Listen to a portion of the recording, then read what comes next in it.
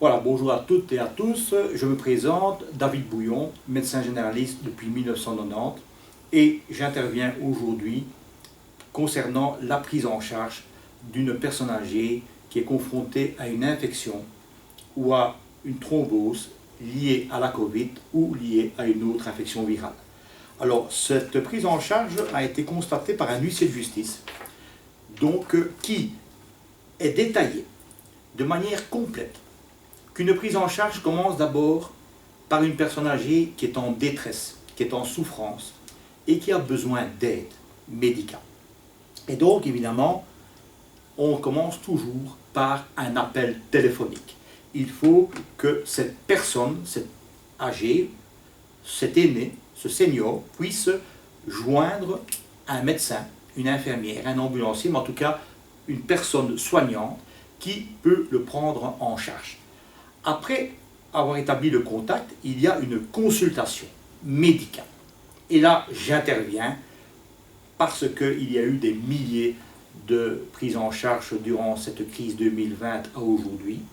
Cette consultation médicale qui doit être évidemment en présentiel, c'est-à-dire en présence du patient, qui doit tenir compte que le patient est âgé, donc il faut agir vite, de manière précoce, de manière complète, et surtout de manière efficace. Alors, qu'est-ce qu'une consultation médicale?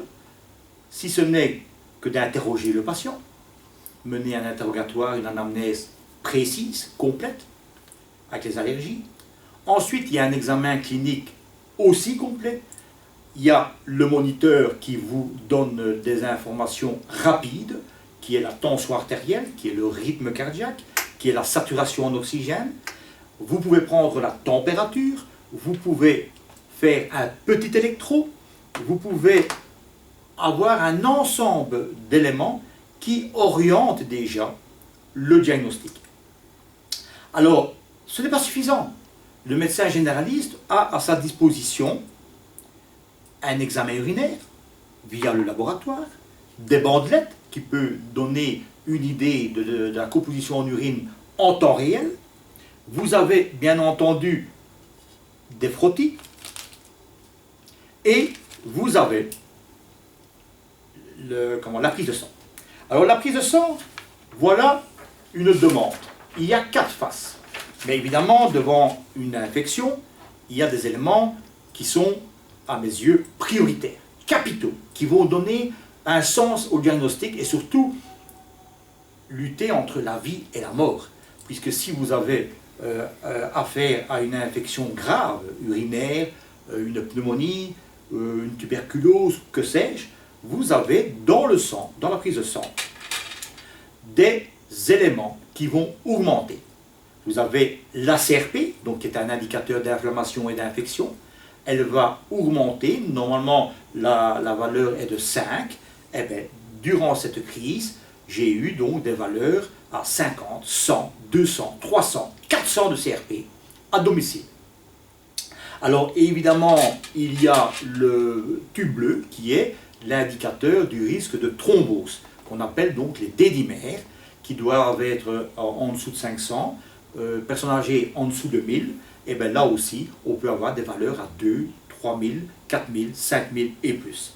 Et pendant le temps que vous faites la prise de sang, vous pouvez faire ce qu'on appelle des hémocultures, c'est-à-dire ce flacon va prendre du sang pour pouvoir le mettre en culture au niveau du laboratoire et on aura la connaissance de la présence d'un germe avec l'antibiotique qu'on peut donner.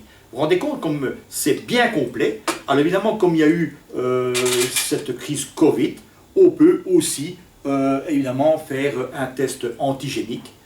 Pourquoi le test antigénique? Parce qu'il va aider au diagnostic. Si vous faites un petit prélèvement à l'entrée des fosses nasales et que ce test en moins de 10 minutes devient positif, ça veut dire que vous êtes orienté vers une Covid et donc on est plus dans une pneumonie post-Covid.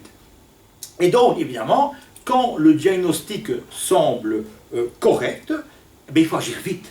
Et donc le médecin généraliste a à sa disposition, quoi qu'on en pense, un traitement qui peut être donné par la bouche, en péros, donc qui sont des antibiotiques, de la cortisone, qui peuvent être de différentes substances pour pouvoir gérer cette infection.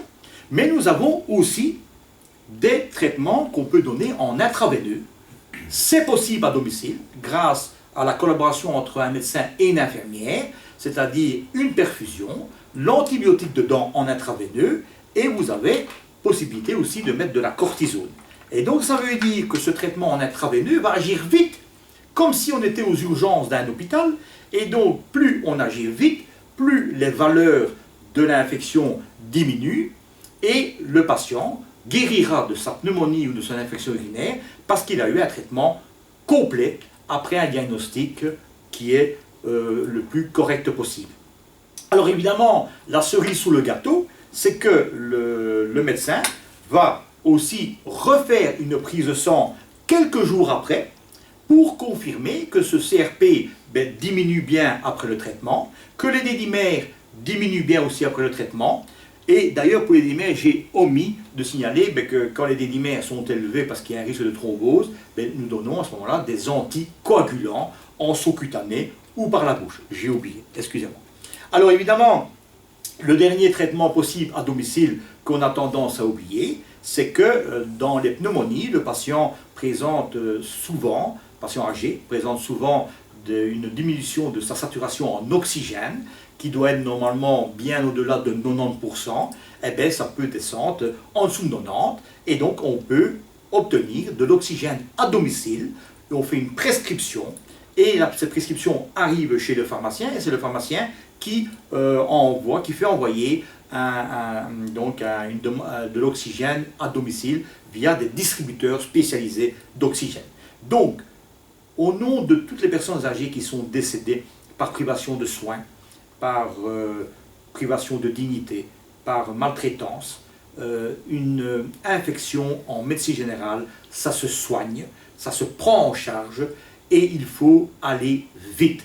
Le médecin et l'infirmière doivent agir en collaboration dans l'intérêt du patient et l'expérience personnelle démontre qu'on évite ainsi l'hospitalisation, la saturation des urgences et le patient, il est content d'avoir été soigné chez lui comme s'il avait été soigné dans un service d'urgence.